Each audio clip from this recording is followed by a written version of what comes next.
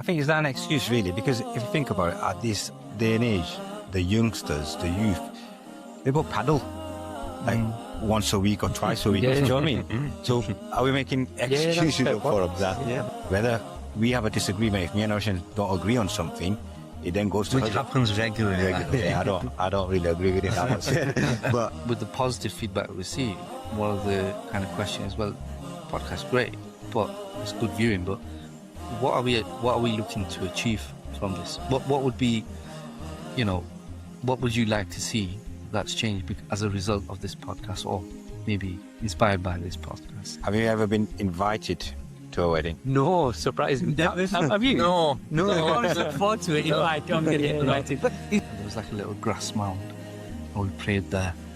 That was the first time I'd done that, and loads of people there as well. Yeah. I think for me, like Mon was saying, the time we spent in them, instilled that. They instilled that because they were like, namaz, and they were with us on that trip.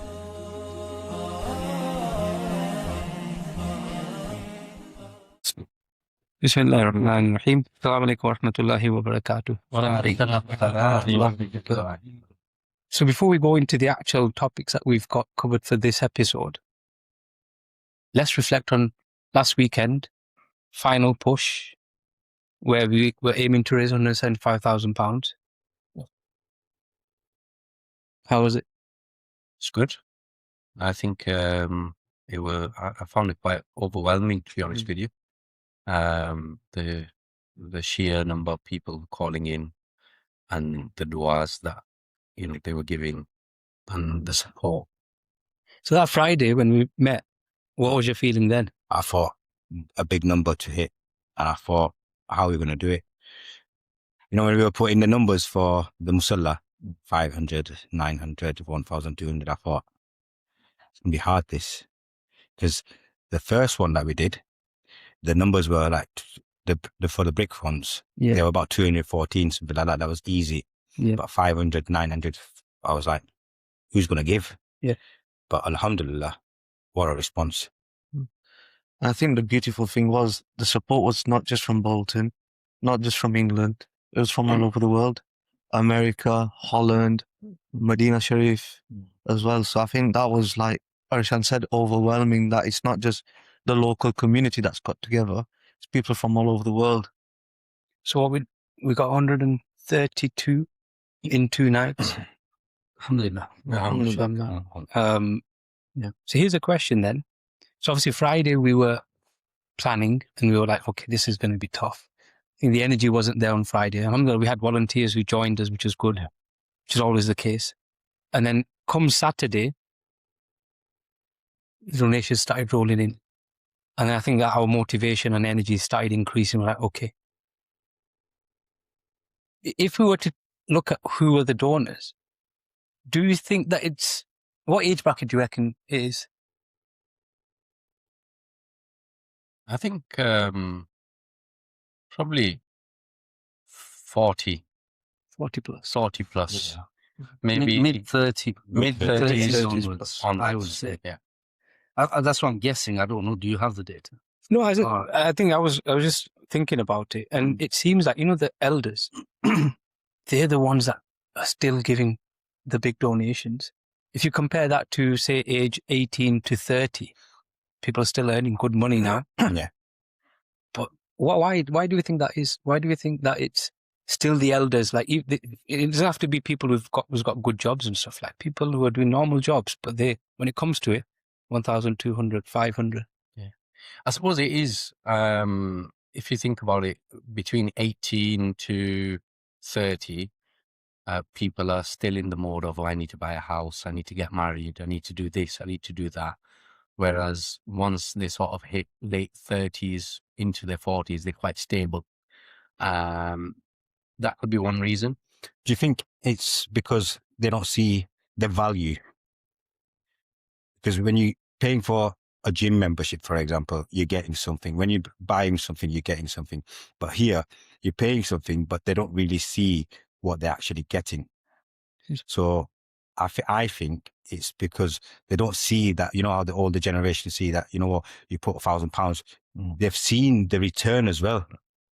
Yeah. I think someone was saying to me that last year they gave £1,000, for example, and within that year, that grand multiplied, it came from places that they didn't expect that money. Yeah. So they don't see that. Just the value, like supernatural value that they see, and then the value that they see in terms of the masjid and the works that the masjid does. So, do you think, and this is a discussion point, is it because the older people that we think are giving more, they value, as you said, more towards what the masjid needs, whereas the younger generation, they've always had it there ready, whereas the older people haven't. They've seen it when, you know, there was only one mosque in the area. They've seen other centers and mosques kind of grow in their lifetime as they've been coming through their youth. Maybe they appreciate more that actually, yes, this money is required. I don't know. I think there's an element of that. But also when we talk about the elders giving money, in quite a few situations that I know, the people donated money was like, it was a family donation, but they used the father's name when they were doing the Elhan as well. Yeah. So that's why potentially we see a lot of that as well. Yeah.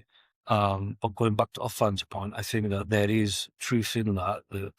Our elders, when they came here, they didn't have anything, so they had to build it. So that qadar, that responsibility is there, and I think Is that having that sense that yes, there's a need, and you know I should contribute towards it, whereas the younger generation not have that because, well, they never had to think about it before. It's always been there. The mosque is always there. You know, everything that's needed is always there. They've never had to experience a situation. Yeah, I think the So elder it's not- generations have faced that struggle of going out, getting donations. When they've set everything up in this country for us where we are today, they've been there and gone through the struggles. Whereas the younger generation have had it like silver spoon fed, as they say. So maybe, like you say, is the qadr not there? Also, Yasin's point, I think they don't see anything tangible in return for the money that they give you.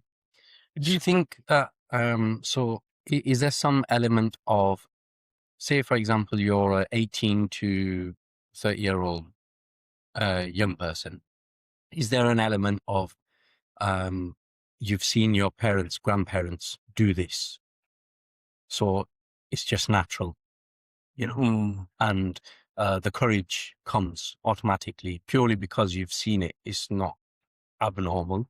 It's normal to give in the way of Allah, and you've seen elders do it. So, you know, then just do it. Whereas maybe people, because everything in life is about influences, right? You know, you're interested in something or you like something and you look for an influence.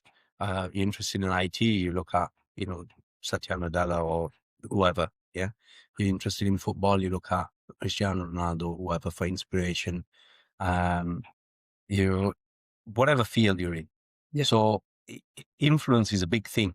And influence, if you've seen that, either through people in your family or people who you admire or people who you associate with, automatic. I mean, you see it in general donations when people, you know, it's happened to me when I was younger, where I've gone into a program or somewhere, I've got no intention that I'm going to give, but see people around me giving, I'm like, well, I should. Yeah. You know, it's influence. I should give. I think, sorry, what I'm thinking now is, why would an 18-year-old to 30, whatever age we were talking about, give? Do we see them in the mosque regularly? If they're in the mosque regularly, then they see all these things, you know, how it works and stuff like that. But are we seeing 18-year-olds come into a mosque, spending time in the mosque? They come for Jummah, maybe, and that's it, done 2 rakats, off they go. They don't see the work that happens in a mosque. Yeah. So I think we're expecting them to give, but I think the first thing is to get them in and get that mahol, that environment, and then let them see what the mosque's about, what we're doing. I think it's about shifting their priorities, isn't it? Because at that age group, I've got other things that in their mind is a lot more important than giving into the masjid. And potentially what you're saying is that they'll potentially just come for Jummah and then go home, but they don't understand that there's things that need to be done, whether that's cosmetically or in terms of giving their time in the masjid as well. So there's elements of that, but also going back to the point where you were saying that when there's people around you giving, you feel that you need to give as well, right?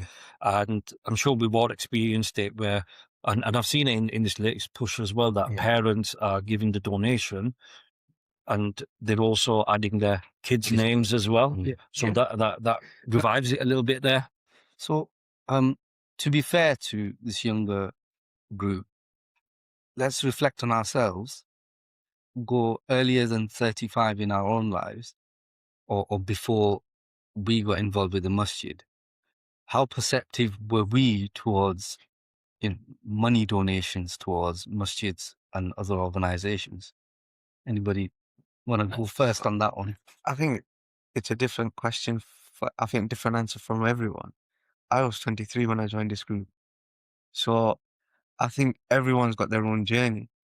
But I think for me, it was instilled from my parents about becoming a masjid member, donating, even if it's a little something, whether it's just putting something in the sadaqah box in the morning before you go out to work, or on a Friday, something at Jummah, putting something in the bucket. I got that instilled into me by my parents, and also watching my father do it every week. So I think was there a fear at that age? Because I think somebody mentioned it, that you've got all these things running in your head that I need to get married, I need to buy a house, I need to do this, I need to do that. Is there a fear that I need to be very careful with my money and preserve it? Yeah, I think for me there wasn't, but I think times have changed since then. And I think the media doesn't help. Scaremongering, cost of living crisis, where I think people are just tightening their belts a bit more. They've still got the same amount of income, if not a bit more. But because of this constant narrative, I think people just tighten their belt. I think it's not an excuse, really, because if you think about it, at this day and age, the youngsters, the youth, they go paddle like once a week or twice a week. Do you know what I mean? So are we making excuses for them? I think that's a very good point. And I had a discussion with somebody about this on the weekend of that we were fundraising. And I used that example that, hang on a minute, you can play paddle twice a week. And takeaways. At that time, cheeseburgers were £2.50. Now get a takeaway, like £9, £10. So they're paying for that. And we're not asking them to like go for thousands, a couple of hundred, donations. And we're not asking for them now, but it's just when there's something like this, they should put themselves forward. Yeah, because we don't fundraise every single month or every single year. So these are quite infrequent that happen. I think not only for us, just any mosque. Absolutely. Put yourself out there. There's a few things, isn't there, on that? One is what you said about something tangible. Also, I think maybe fear does play a part. Like you say, you pay £9 or whatever, you get a burger in return. Maybe there's a psychological thing. But I think Maulana Nizam's point on the weekend was amazing. The promise of investment. And that should remove fear from anybody's. Someone once said to me, actually, that I'm not going to donate anymore. They used to donate to the mosque because I'm going to send all my money to abroad, to charities who are working in abroad countries. And to which I thought, okay, I get the point. There's a need abroad as well. But then when I kind of reflected, I thought, you know what?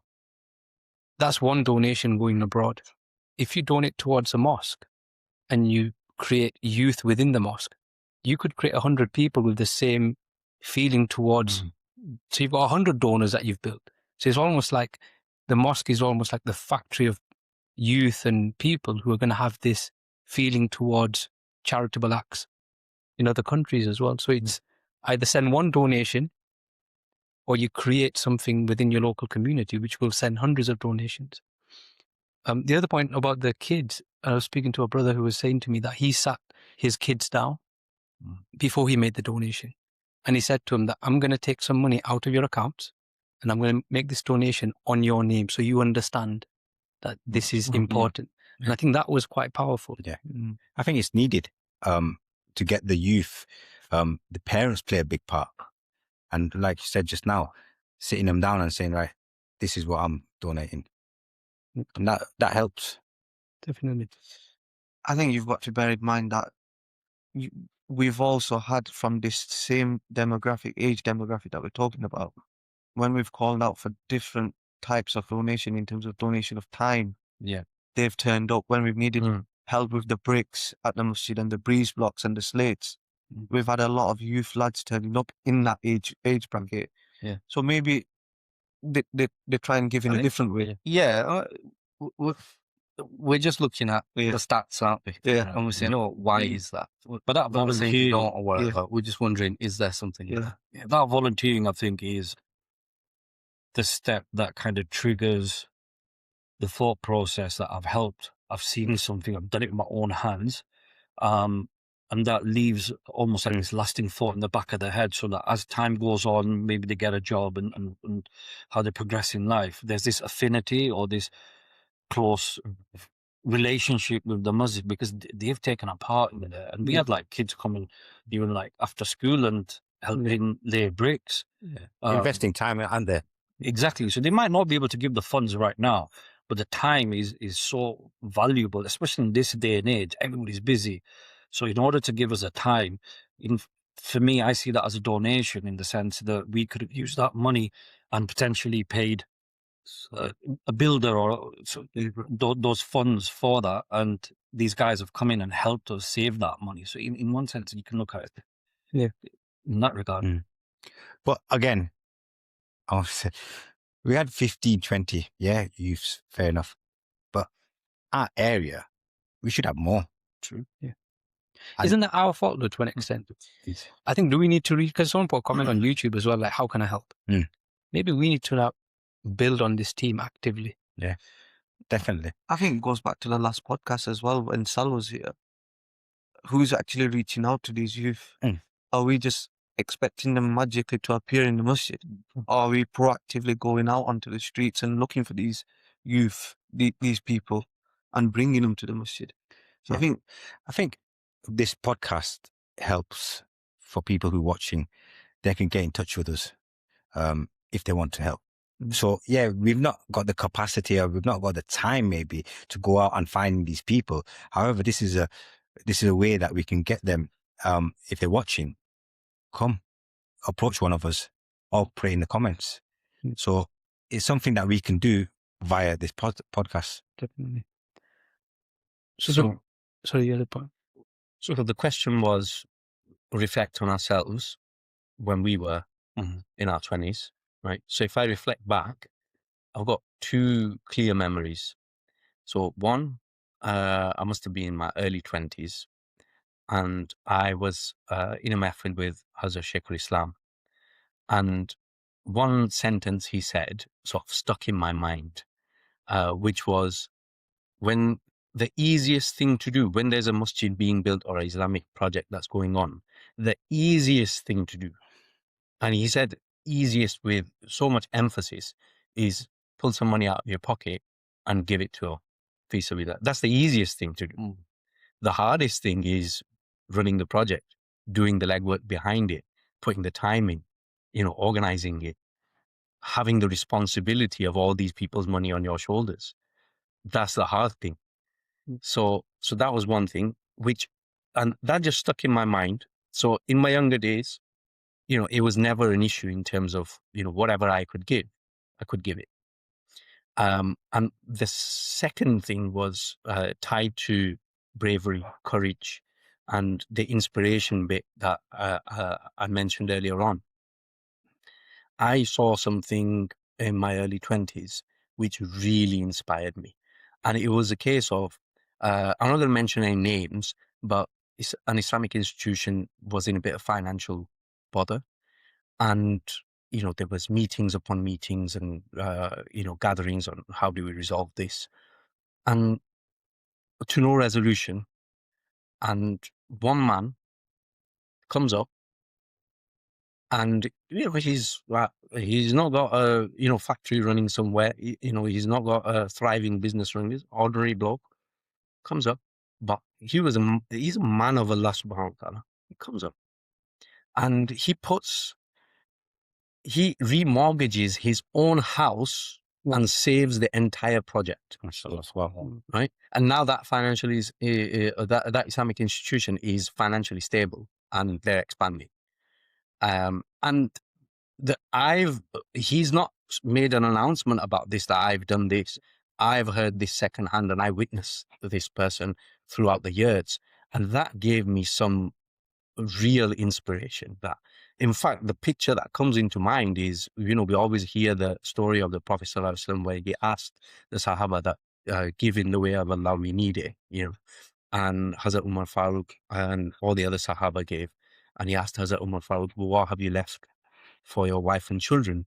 And he said, I've left half. And then Hazrat Bakr Siddiq comes along, and he comes along with, wearing leaves on himself. And Prophet ﷺ asks him, have you left anything for your wife and children?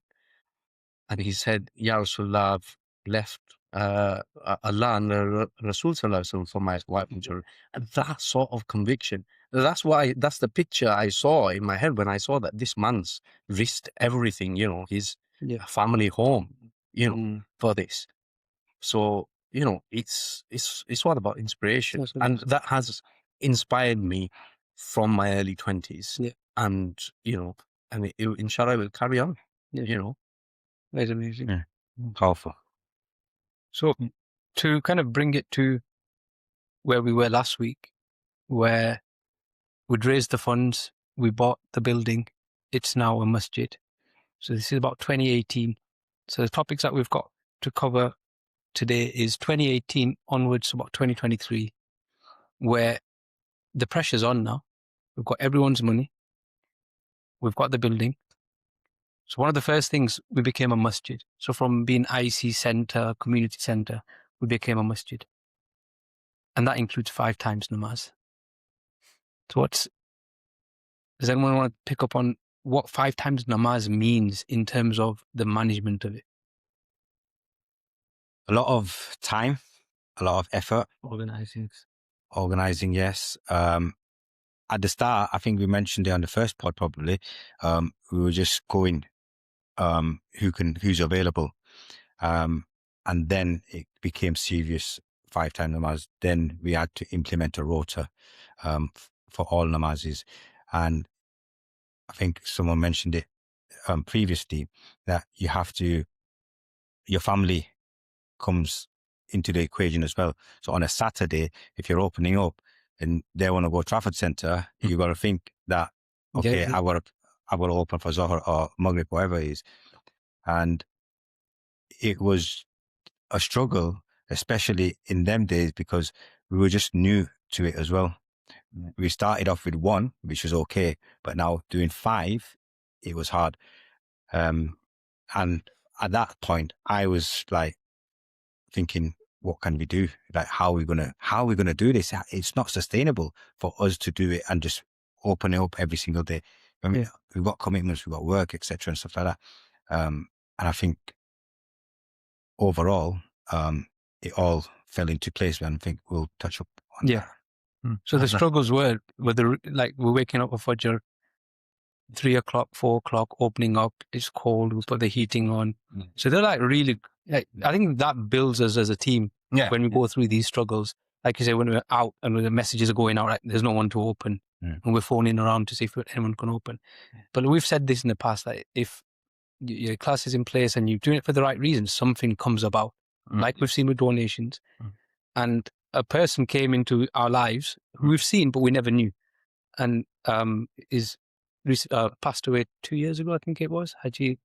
Dawood. So does anyone remember how he came? Because it was almost like he just started coming namaz and started opening. Well, he wasn't opening up initially, but he used to tell us off for coming, say, 5 minutes late. And also, there was a lockbox outside. Yeah.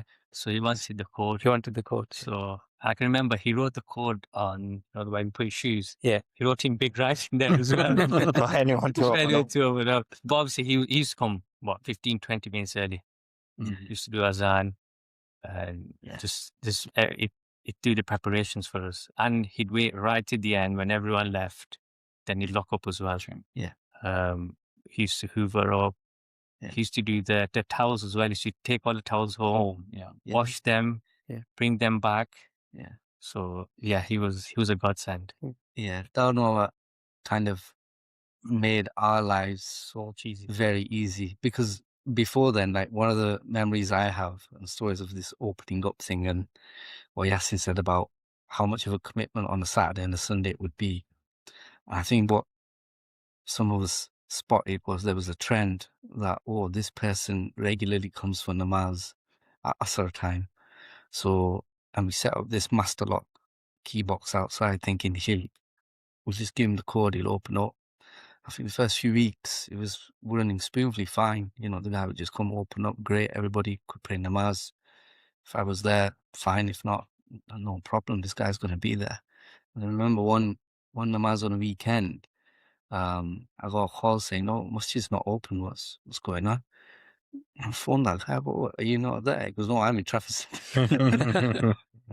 So that wasn't assuming, he wasn't given any responsibility. We just assumed that, he's going to be there. Yeah. So having someone like Dawood Mama, Dawood Uncle, kind of just saying, "Give me the key," because we gave him a key. Yeah. He had his own key, and he was just taking responsibility for it. Was amazing. I've got a story about, when we used to open up, and I don't know if any one of you guys had this, you've opened up, you're ready to close, everyone's going, and then you just see someone coming in. Really? I need to go. Yeah. But then obviously, we're part of this masjid, we're trustees, so we need to be there. So then you're saying, yeah, go. And then you're waiting, and the guy's praying, there's sunnahs and everything, and you're thinking, I need to go. You know what I mean? So that Dawood Mama kind of Took that pressure off. that pressure off. Yes. And he used to wait. He had no problems. The good thing about it is it does a lot of banter with him as well. Yeah. So he'd do it and then he'd give us stick the next time we'd come namaz. Where have you been? Where have you not come here? Oh yeah, he kept us in check. Yeah. Definitely. Yeah. You miss a few and be like, "Kai yo to kale, kale na ayo, piloy na tiyo, pilay asin ni na si dekado." He'd keep you in check, and it was really good. And we're gonna miss him. Yeah. And it was quite fitting that whenever he passed, he was going to go Nur Islam. There was madrasa time, and they asked us whether we could accommodate the body. Yeah. And we were a building site at the time, Yeah.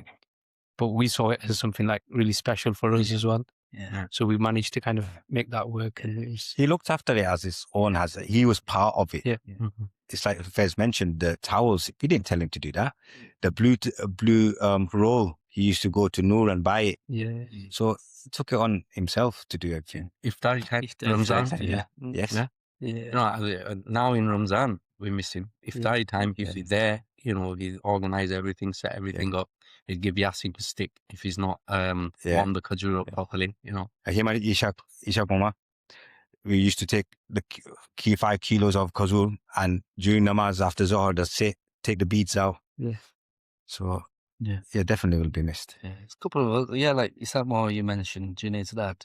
Yeah. He'd be, I remember him hoovering, cleaning the masjid.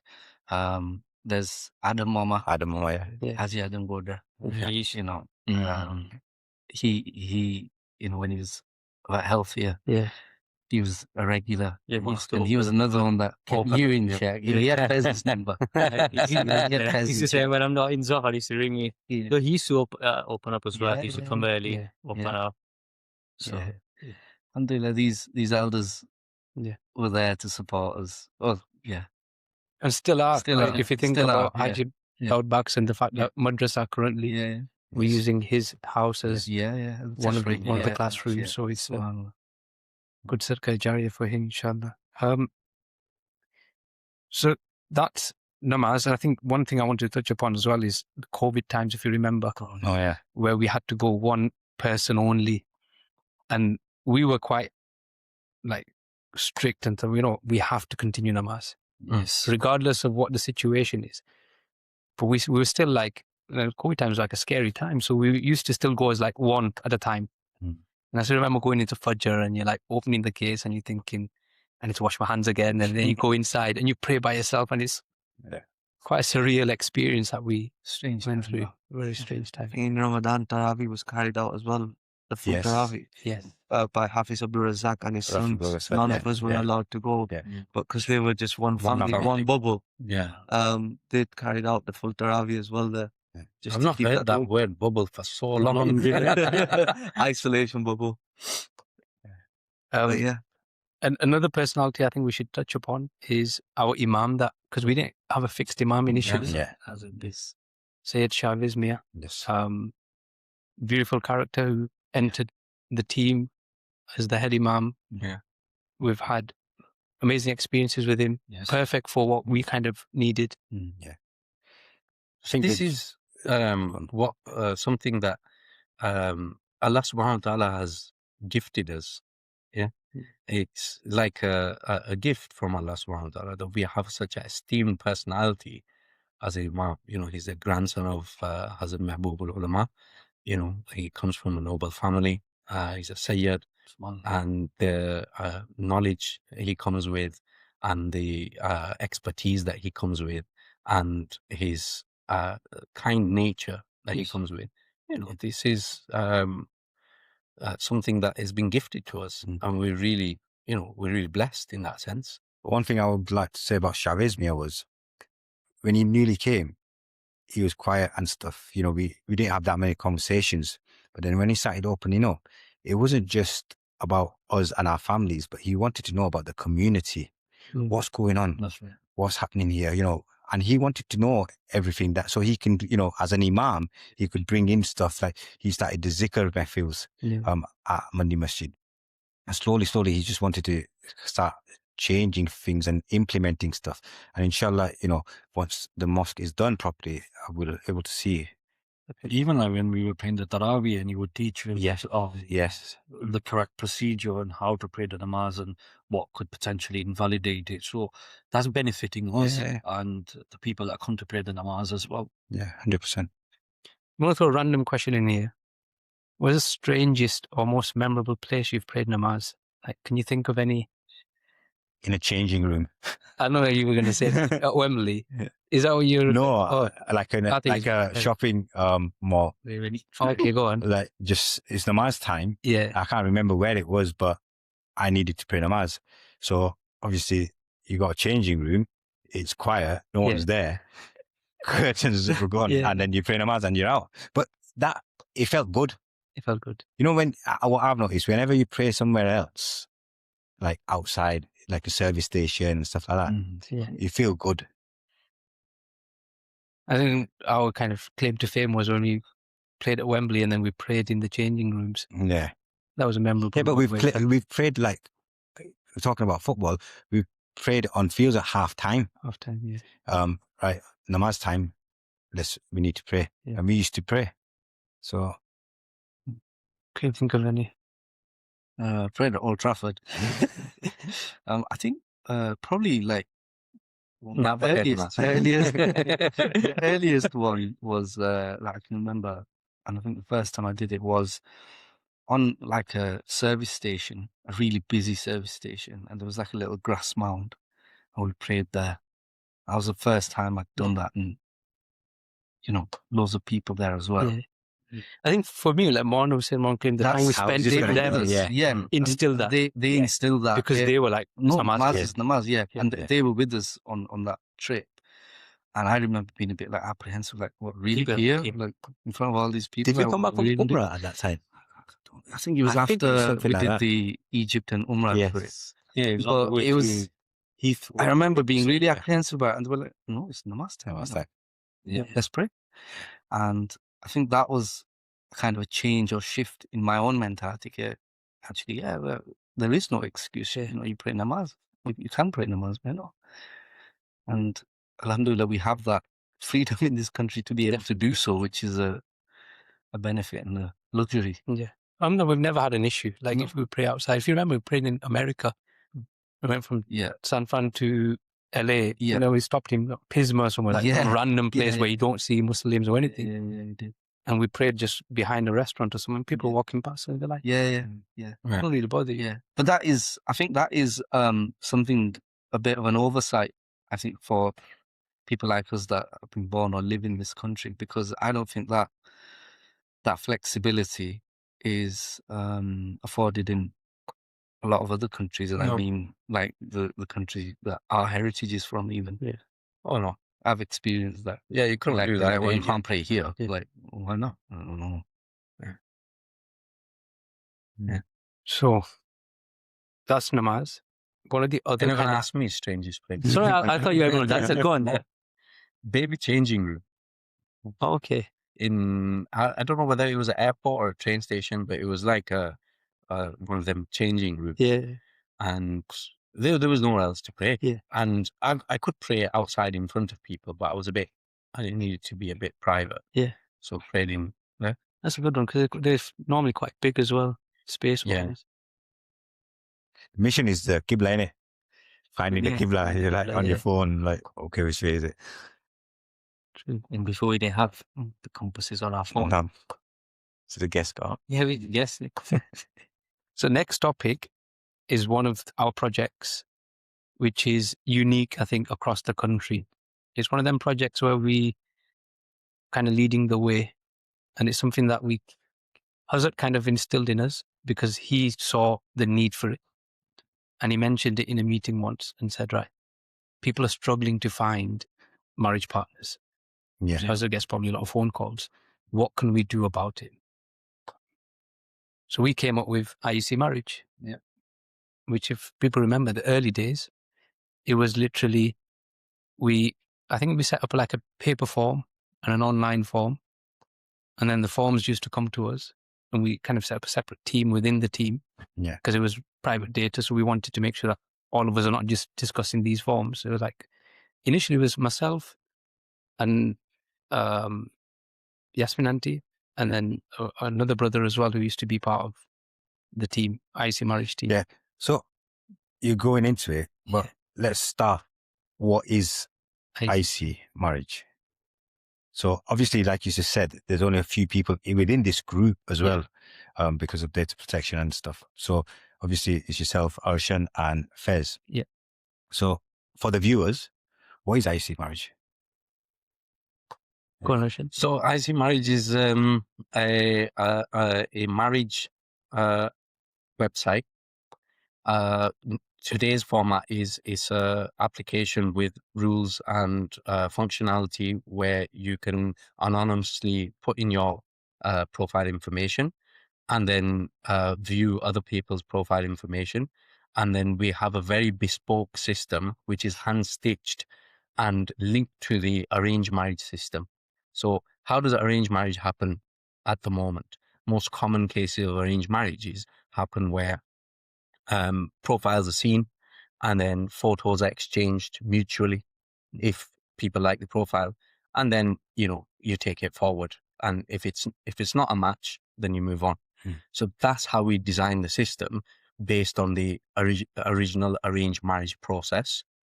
And on top of that, Sharia compliant. So every step of the way, Mufti Sahib has been involved to ensure that we remain on the right side of Sharia. So yeah, it's a system that's working. Alhamdulillah, many successful marriages, many kids, we see now. So yeah, it's good. So IEC Marriage, I remember in the meeting when Mufti Sahib mentioned it, and for me, I was just like, okay, Mufti Sahib mentioned it. Yeah. He's just telling us that there's an issue here. But I remember you going into it in more detail. Oh yeah, he was really passionate. We're very passionate. Yeah. Oh, why was that? Resonates with Yeah. No, I honestly saw that there is definitely an issue there to be tackled. Maybe from personal experience, I don't know, maybe. I think it came about 2014, I got married 2013. So it was quite fresh in my mind in terms of what the process is. And I think what we kind of are getting in this day and age now is there's not many middlemen, people who are willing to actually do the matching. More so because I think there's horror stories where middlemen get involved the marriage doesn't work out 5 years later, and then they go back to the middleman and say, right, why did you fix us up? So I think that's kind of led to not many people matching people up. So when you're in this process of finding a partner, you might get one profile coming to you and then a 3-month break and another profile. And you're making a decision for your life, basically. So that profile comes through like yes or no after a couple of meetings. And obviously Hazrat then kind of shared with us that this is a real problem. So I think I could see that there's some options available for us. And I think that's where it kind of instigated to say, right, actually, we could do something here. We could do something really big. And I think that's where we thought, okay, let's just start getting the profiles in. Let's get the paper forms in. But very soon we realized that that process is going to be very challenging. We were literally sat there at one point, that brother that was working, and they all these paper forms. And we're trying to match it up. And what do we know? Like, okay, this looks okay here, so we'll move that one here. And then when you say match it up, like you say, oh, like this person would suit this. Yeah, exactly. There's no photos. It's like we go off age and profession. We're like, okay, maybe. Yeah. And there's like paper forms, and we kind of lose track. So we went to a spreadsheet after, and it's a case of like an application comes in. It was like quite a clever system we ended up having, which was like an Excel with what we call cards. So like a female's name. Underneath would be all the boys that we think are suitable. We would then share that to the girl and say, right, okay, these are the profiles coming in. Are you interested in any? They would come back to us, and then we'd reach out to the boy. I mean, Fez has a lot of experience in trying to chase it, because once you've done all the hard work and you chase the people, they might take a week or two because it's a big decision.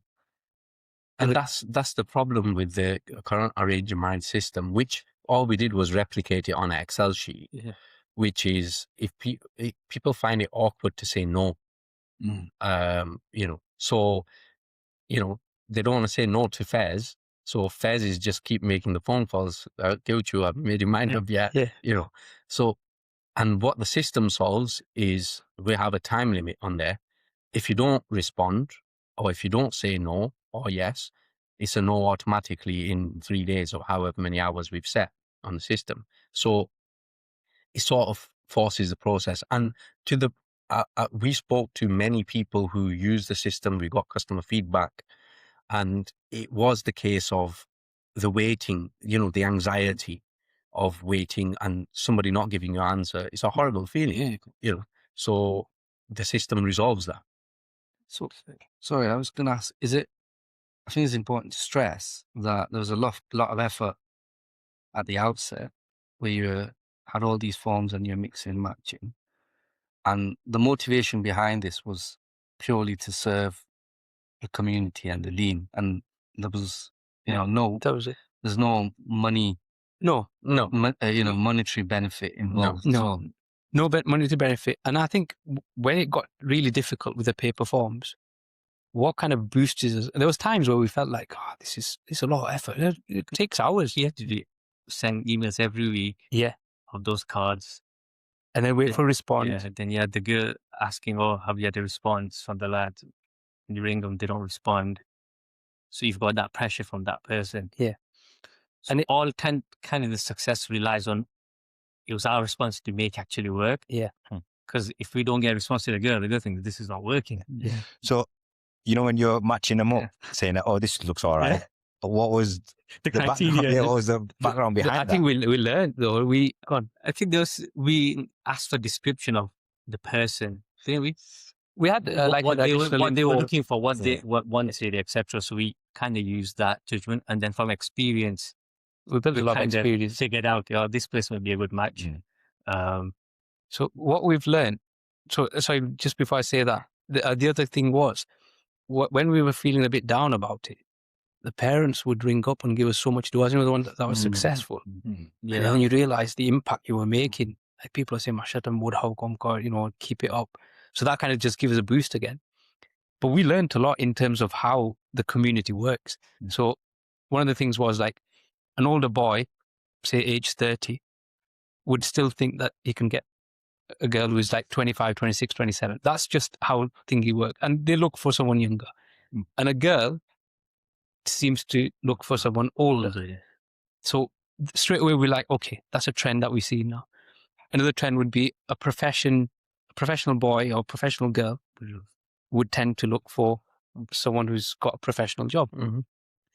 One of the things that we learned the hard way was some cultures still have a caste system, which is quite unfortunate. We had no clue. So it's like Fez would make a call and say, what caste are they? I'm like, oh, he asked me what caste are they? I'm like, I don't know what caste they are. And then that same kind of culture, we had an experience where I think you were involved. So we set up a meeting. At the time it was a masjid, so we set it up at the center. And the boy came. I think Zed was kind of chaperoning the meeting. So yeah, going back to just that, sorry, we used to use IEC as a middle ground. And if they wanted to use it, If they wanted to use it, Before it was, That was part of the process in the early days. In the early days. What we skid on.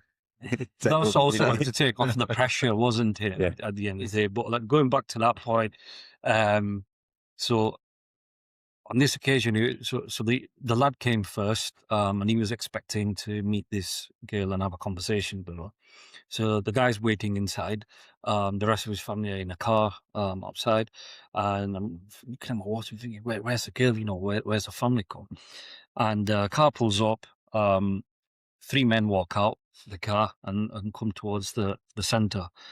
I asked him, you know, like, who are you and what are you here for? He goes, oh, no, I've had the rishta for my daughter, so I want to come and see what it is.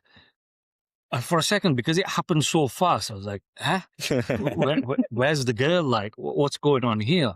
So they kind of just made their way inside, sat down and pretty much started to do an interrogation on the poor guy, right?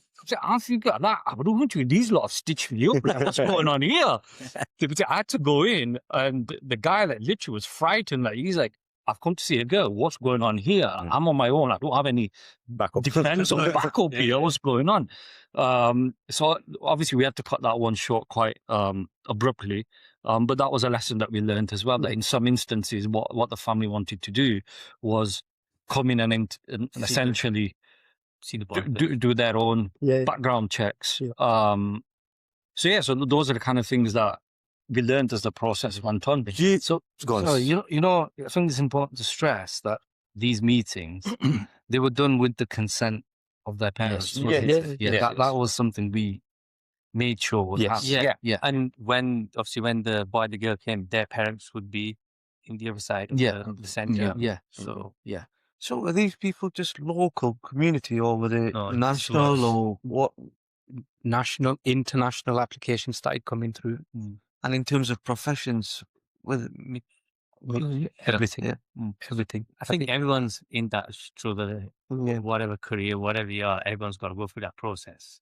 I'm just trying to understand. Sorry, Rishan, I'm just trying to understand that. Was it ever like a taboo subject for someone or families? Like an online website, was that? Did you ever face that challenge? I think there's still stigma around it, and this is still a taboo. I remember we went to a mosque. Were you there? We went to a mosque once, and we had prior permission to be there, and we were handing out these leaflets, IEC Marriage, and one of the senior members of the mosque really came at me. We're getting complaints about you lot. Get out. So.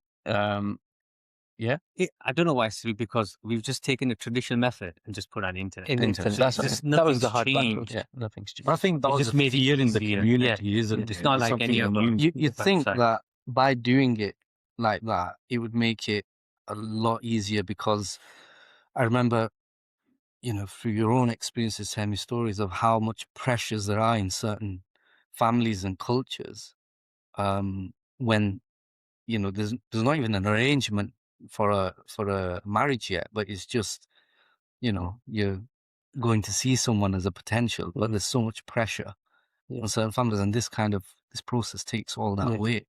Definitely. I think the stigma is breaking. If you look at the successes we're having and the people who are now getting involved, I think word of mouth is what is powering it at the moment. I mean, we've not done much marketing at all. And it's organic growth. It's organic. So this is pure organic growth in terms of word of mouth, people who have had successful matches saying, hey, And I think yes, we have signups every month. Yeah. So It's always growing. Yeah. it's growing. And I got quite recent, I'd say probably a year or so ago, somebody I know asked me, and they were sort of giving me examples of Muzmatch and these, and they were sort of saying, "Oh, what are you guys doing? Look at these lot, this, that, the other." I said, that's not what we're aiming for. We're not aiming to be, a mass international, global market where it's no holds barred. Basically, this is a very bespoke service, very closely aligned to Mufti Sahib. It's got Mufti Sahib's name against it, and it's a very and it's Sharia compliant. So this is what we're offering. It's a bespoke service online, easy to use, but we're not trying to be a Muzmatch or anything similar. Yeah. What does the journey look like for someone that wants to sign up watching this? What does the journey look like once they go Yeah. to the website? Interesting. So One's enough. Asking a lot of questions. so we're quite proud of the process actually, because obviously the paper forms came, we had a spreadsheet, and then we sat down with a developer, and the Sharia compliance stuff was very important to us. So it's quite clever how it works. So you sign up, we've got your name, you put your photo on. When you search for a profile, say a boy's looking for a girl, you don't see their name or their photo or anything like that. You get what profession, what town, a bit of bio information. If obviously that profile with that much information is appealing to you, the boy would click send request. The girl then gets a notification to say, here's again the high level information. Do you want to swap profiles? As soon as she presses swap, automatically they both get photos, details, parents' names exposed on the website. So they both got equal opportunity to have a look. And then as soon as they've reviewed it, they have another couple of buttons. Do I want to meet or do I not want to meet? If they press meet, then a notification goes to the girl to say, boy wants to meet.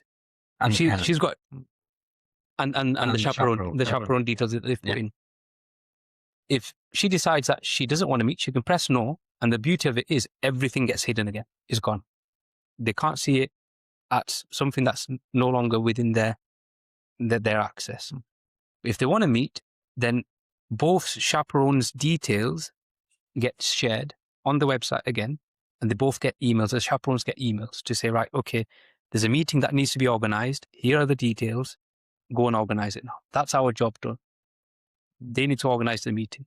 Then we had another development to say, okay, they're having a meeting, but we don't know what's happened. So we put extra buttons on there to say success or no success. So now we get data coming through all the time to say, right, okay, there's been successes. I think there's a lot more we can do.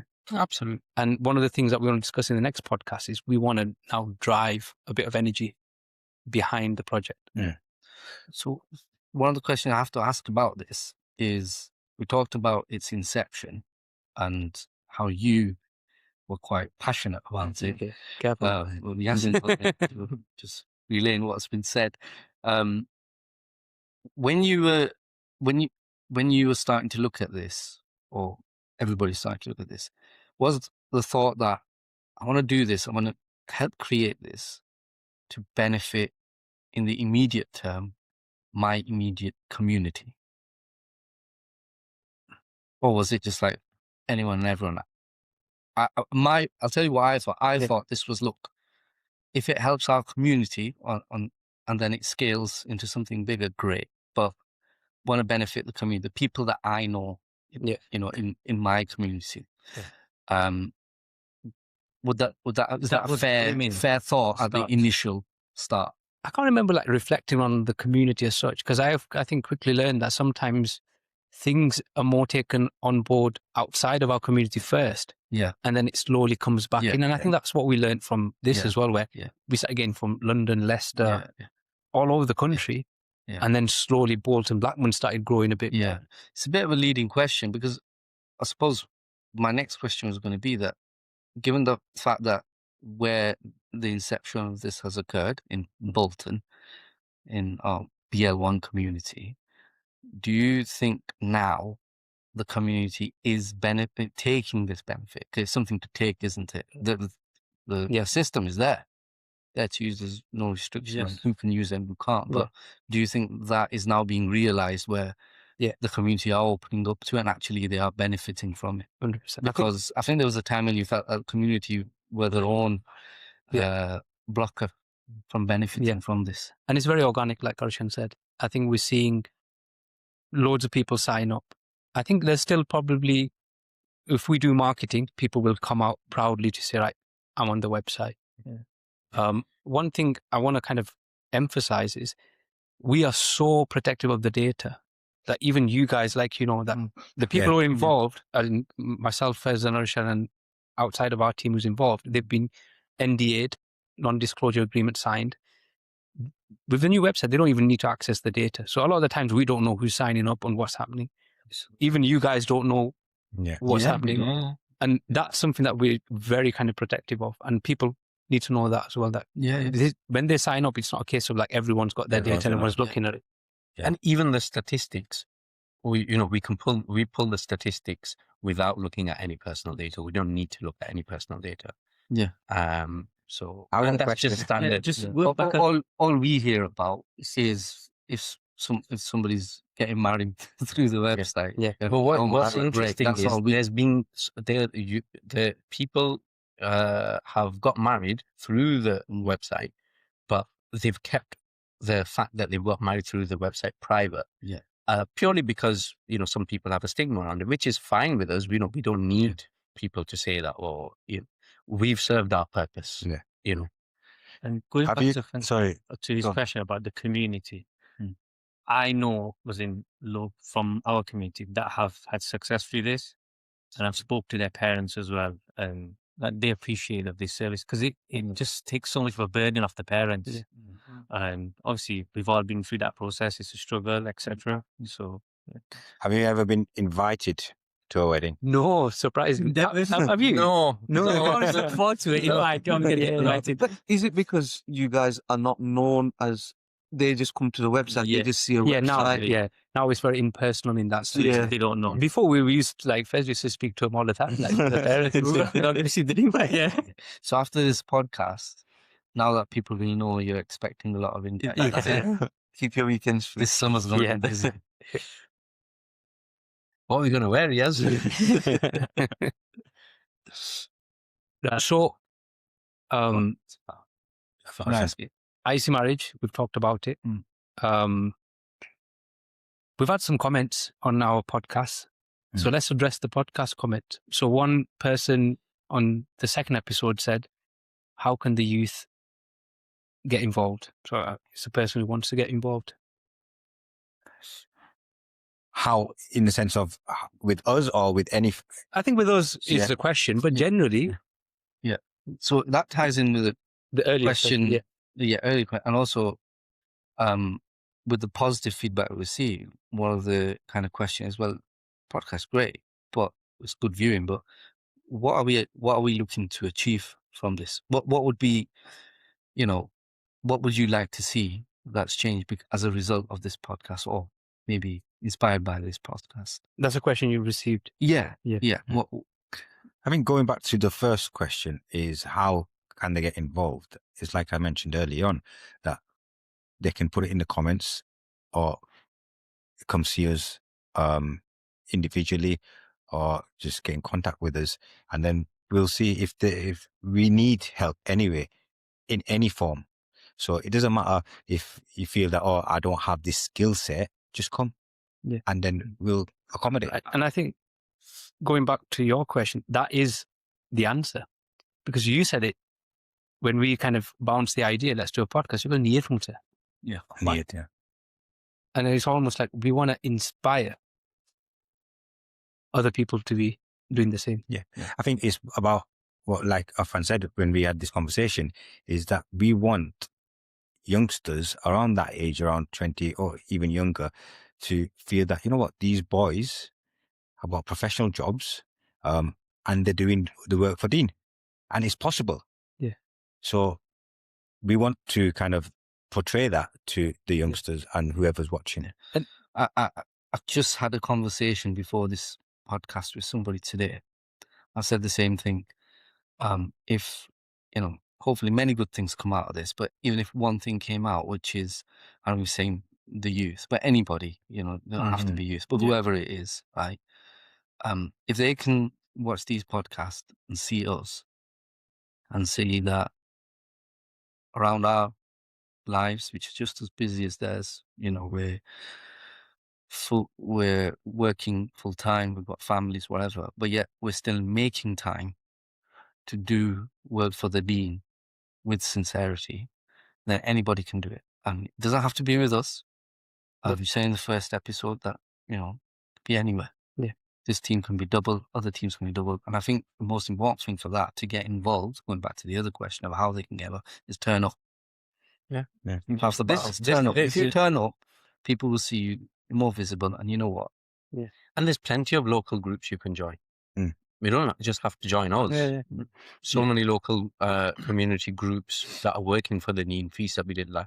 Join anyone. Yeah. And food bank, present food bank. They're always looking.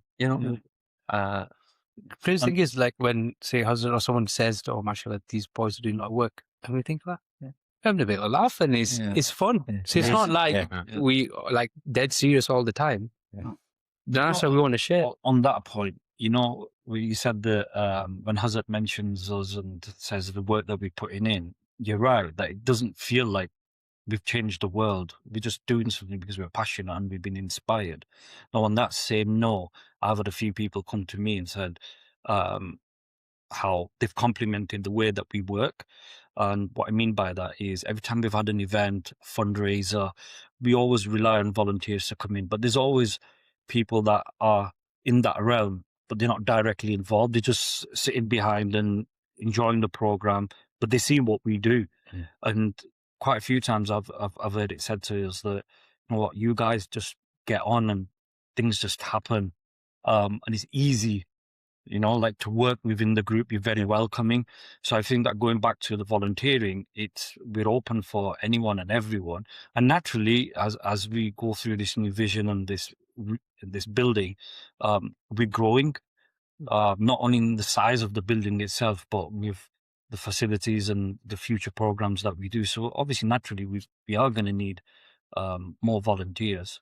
So you look back at our experience over the past 10 years, whether it was opening up for namaz, someone was turning up for namaz, we just asked them, do you mind opening up? That's their contribution, is volunteer to open namaz, and they're happy with that's what they can manage. Some of the building work, some people were able to help with that. So it can be anything. I think it's just being visible. That's what happened to us. We were visible by turning up to masjid, having a connection with the masjid or any religious institute. And actually, that's the barakah of it. And when Zed says we work well together, we do, but we have our disagreements. Yeah. And I think we mentioned it in the previous pod that Hazrat Mufti Sahib is the key to keeping us aligned. Whether we have a disagreement, if me and Roshan don't agree on something, it then goes to Which happens regularly. Yeah, I don't really agree with it that much. but then it goes to Hazrat, and whatever Hazrat says, whether I like it or not, or whether he likes it or not, that's it. We're all in, and we've already mentioned this, but that's the beauty of it. There has to be a surplus, and Hazrat's one of the best. So that is the ultimate. Then, if you want to work as a team, have someone, a scholar, as your kind of chair. 100%. That 100%. And there's many benefits in that.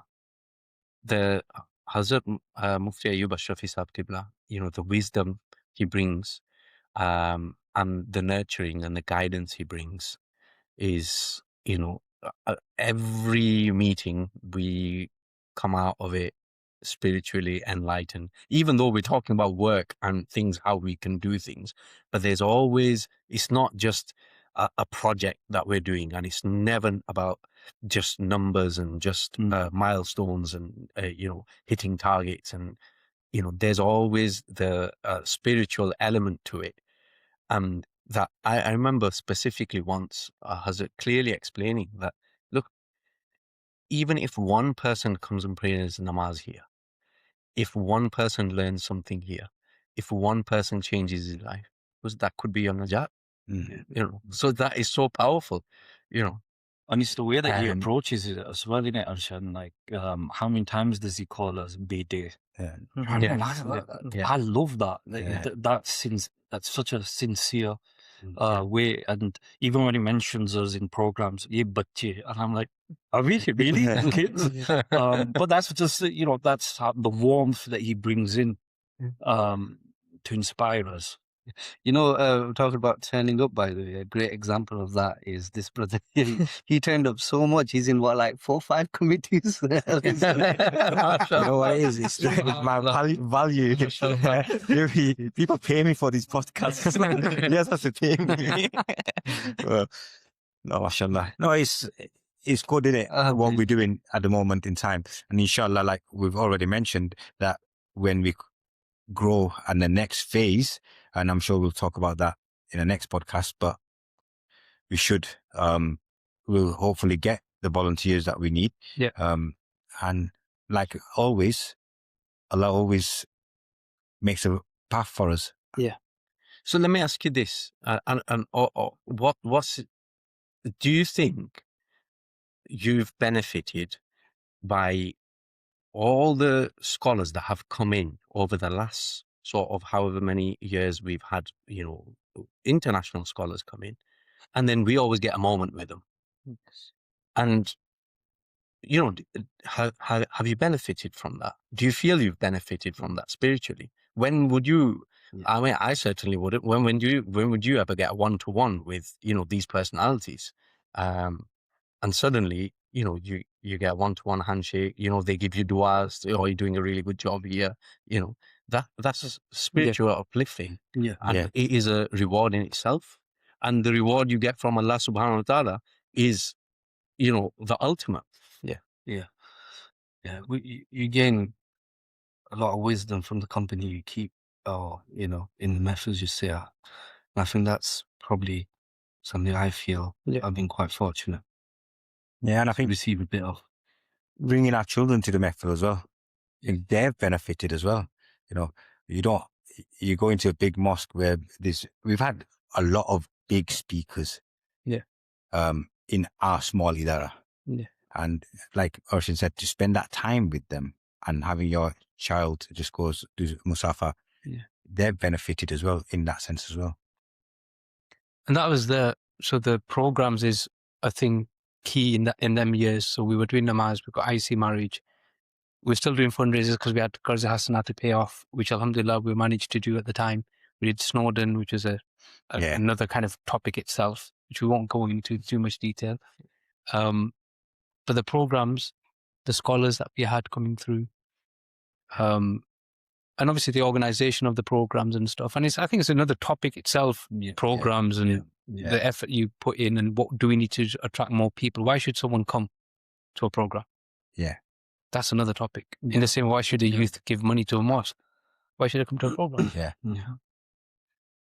It's a good question that I don't have the answer to. Yeah. I don't think anyone has. It's a good topic to discuss on. Yeah. What are we missing? Why are the youths not coming? Previously, our parents would say, right, you're coming to the mosque. Yeah. You'd sit there. You don't want to understand anything, but you'd sit there. But this is changed. Everything's changed. So, which then brings us to, we came to a point where the masjid was too small for what we wanted to do. And Ilum, which is our madrasa, which we'll talk about in the next podcast, that we rent a building for that. We outgrew that because of the efforts that we were putting in.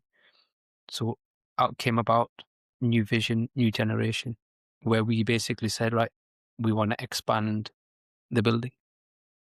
Obviously with that comes challenges, the things we've got to consider, planning permissions and everything like that. So we'll end it here on this podcast. Next podcast is new vision, new generation. What does it mean physically, building wise? But what does it mean in terms of what do we want to do? We've just talked about what we did. What do you want to do? And that'll be an open discussion to say, what do you want to do? When imagine the building's up, what do you want to do? And it would be good for the viewers to put comments in as well to let us know what they think we should do, and we can have a discussion about that. Yeah.